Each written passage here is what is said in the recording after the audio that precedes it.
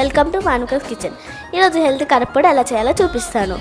ముందుగా అవిసె గింజలు 100 గ్రామ్స్, ఫ్లాక్ సీడ్స్ 200 గ్రామ్స్, నువ్వులు 100 గ్రామ్స్, జీలకర్ర 50 గ్రామ్స్, ఎండుమిర్చి 10, ధనియాలు 100 గ్రామ్స్, చాయ్ పప్పు 100 గ్రామ్స్,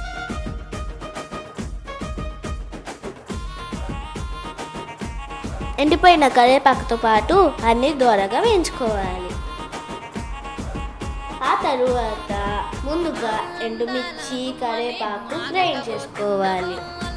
ఆ తర్వాత మిగతా వాటిలో ఉప్పు వేసుకొని పొడి చేసుకోవాలి.